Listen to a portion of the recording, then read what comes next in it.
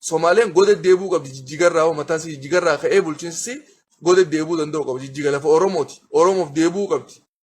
Lafti Oromoo hambaaf muramee kan namu hin qabu.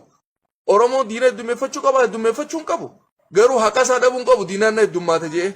Anuma dirree dhawaatti kaardii Oromoodhaan Somaaleef darbaa jaan garte akka uummanni paartii mormitootaa moone Oromoodhaan Somaaleef darbaa kun waa hawaasni dirree dhawaa kan viidiyoo kan laalu hundi ni beeka jechuudha. Oromoon dhaqee kaardii Somaaleef darba maal ennaan Somaaleen moote jechuun Oromoon moote jechuudha. Amaarrummaan nu moohinii jaan dirree bahanii of viidiyoon jechuudha. Kuni fiilima gubate jechuudha. Hararitti sasitti fiilima gubataadhaan hin dalagu.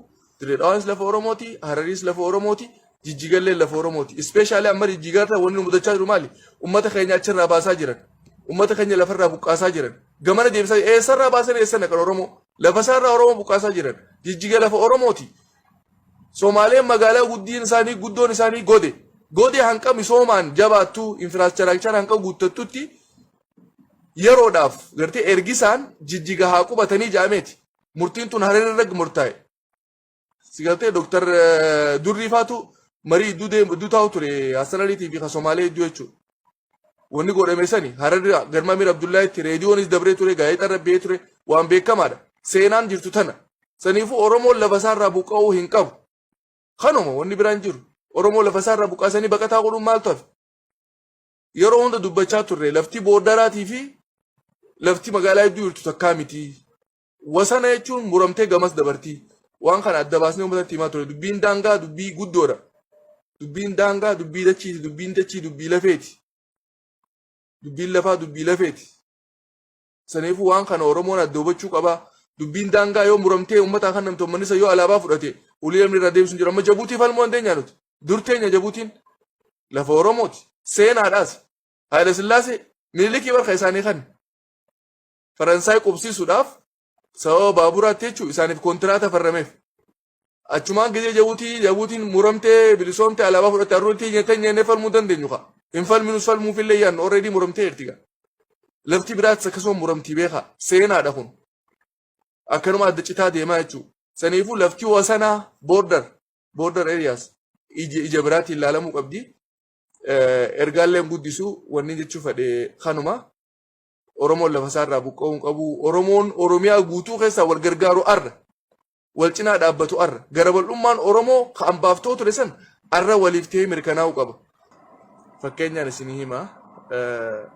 Bara mootummaa cehumsaa san dhaabbachaa jiru. Naannoleen adda qoodamtee siigaltee waa hundinuu adda mummuratanii naannoon Hararii tun akkamitti dhuftee dirree dhawaan akkamitti federaala taatee jijjiga akkamitti Soomaaliyaa harka seente waan jiru namni beekuu danda'u qaba. Kun seenaadha beektaa waan namuu beekuu qabudha akka kiyyatti. Fakkeenyaaf gaafa Hararitti gartee mootummaa naannoo Hararii tana gartee utubuudhaaf wayyaaneen shira jalqabdu achitti lakkoofsi uummataa istaatiksiin Oromoon nama 30,000 ta'uu, Amaarri nama 60,000 ta'uu, Adareen nama 9,000 sabaa lammoonni kaan nama 7,000 ta'uu istaatiksii yeroo san himi.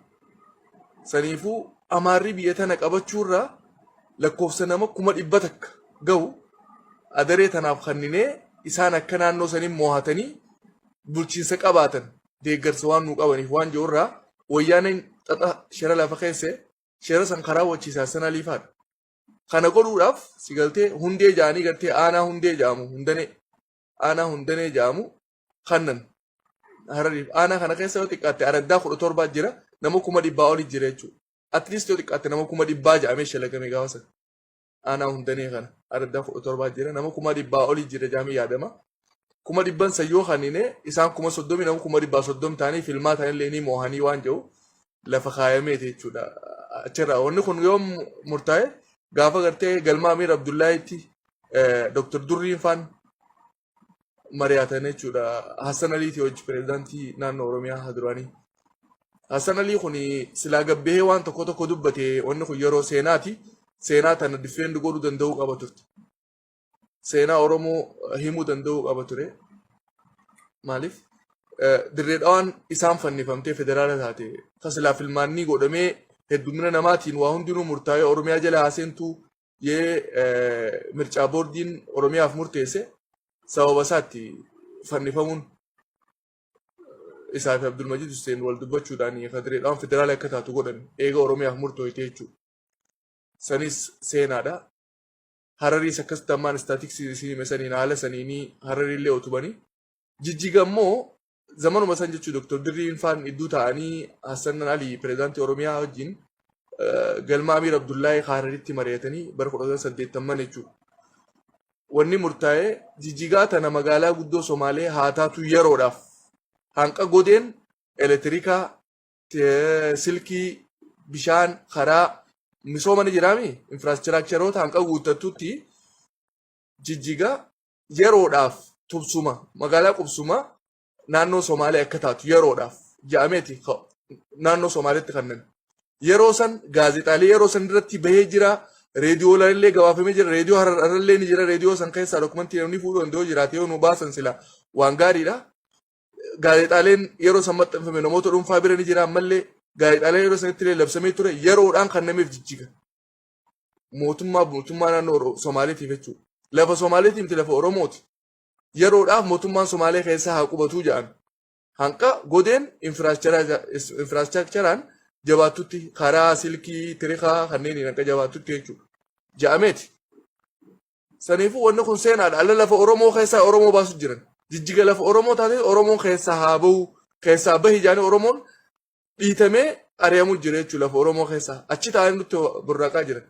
Walaloota akka jirataniin gaafa dura yaadadhu habroo carcar harar oborraarraa gaara mul'ataa fi jijjiga jaarsoorraa ammaas dirree dhawaa Oromiyaa maraa baga nagayaan dhuftanii bakka jirtanirra habroof carcar harar oborraarra gaara mul'ataa fi jijjiga jaarsoorra ammaas dirree dhawaa Oromiyaa maraa jaa. Waan san barsiistuu makkiyaafaa gaafa dura nu goonsuu ture. Gaafaan ijoolleetiin qabadhe. Jijjiga lafa Oromoo ta'uu waan itti qabadheerraa garuu lafa Oromoo ta'uu beekamaadha. Seena jira. Gaazexaan labsamee reediyoo dabarfamee baasee seenaadha. Somaaleen goda deebuu qabdi jijjigarraa mataas jijjigarraa ka'ee bulchiinsi goda deebuu danda'u qaba. Jijjiga lafa Oromooti. Oromoof deebuu qabdi. Lafti Oromoo hambaaf muramee kan namu hin qabu. Oromoo diina heddummeeffachuu qaba heddummeeffachuu hin qabu. Garuu haqa isaa dhabuu hin qabu diinaan na heddummaate jee. Ana kana yaadni kiyya. Oromoon haqa isaa dhabuu hin qabu diinaan na heddummaate jee. Booroytu malee hin xayiloytu baga booroyti. Baga booroyte. Booroon nuuf gaariidha. Booruu booda immoo abshirni bariitii sanii dukkantii numa bariitii abshirni bariitii sanii jechuudha. Wanni inni mufadhu ani takka tana maaliif akka dhiyeetti nafuu ammaas uummanni Oromoo abadan hiikkachuu hin qabu hidhannoo hiikkachuu hin qabu qotee bulaan Oromoo hidhannoo hiikkachuu hin qabu.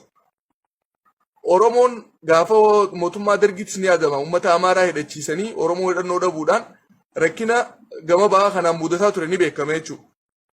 Uummanni Amaaraan qabu Oromoo fixuu maal akka ta'e ispeeshaalii warri dirree dhawaa ni beekan maal akka isaan mudate jechuudha. Oromoo hidhannoo dhorkanii hamba hidhachiisuu maal akka miidhaafiti. Hussuu fi tussuu seenaa isaanii ilaaluu ni danda'ama. Tokko hidhatee tokko hidhannee sababa isaanii wal fixan. Qotee bulaan Oromoo hidhannoo hiikkachuu hin qabu. Ergaan tun Lammaa Magarsaa biraas gahuu qabdi. Seenaadha. Qotee bulaan Oromoo qotee bulaa Oromooti. Mirga isaa iftiisuu mirga qaba. Hidhannoo qabu hiikkachuu hin qabu. Hidhachuu qaba uummanni Oromoo. Qotee bulaan keenya hidhannoo hidhachuu qaba. Oromoon mirga isaa akkaataatti falmatu falmatee ni deeffata waan hin oolle jechuudha. So nuti ollaafitti diinan goonuu maarree diinan goonuu jennee wanni mirga keenyatti dhabnu hin jiru. Sigaltee booroytu malee hin xayiloytu Oromiyaan lafa Oromooti. Oromoon Oromiyaa keessa jiru gayaadha Oromiyaa bilisoomsuudhaaf. Sigaltee warroonni ollaa nuutu walitti hafa. Ispeeshaalii uummanni Somaalee afaan tokko aadaa takka majority amantii takka waliin qabna. Seenaa bareedduu waliin qabna jechuudha. Lafa qubsumaatti illee waliin qabna. Wayyaaneen boruu nu dhiiftee deemti. Nuutu waliin jiraataa kana beekuu qaban. Isaan illee ergaan tun isaan bira gahuu qabdi. Nuutu waliin jiraatu ammoo Somaalee wajjin. Kaleellee waliin jiraachaa turre walirraa fuudhaa waliif fannaa turre.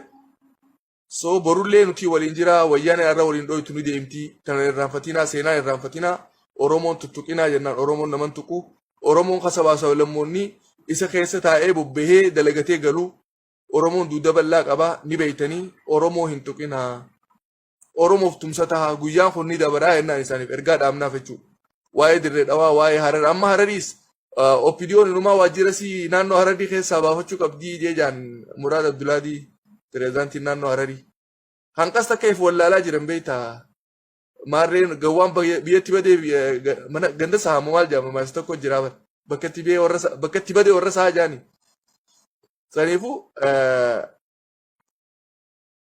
maaliif lafti Oromoo lafa Oromooti. Arraas burus iftaanis. Istaatiksii Amaaraan dho'uudhaaf goonee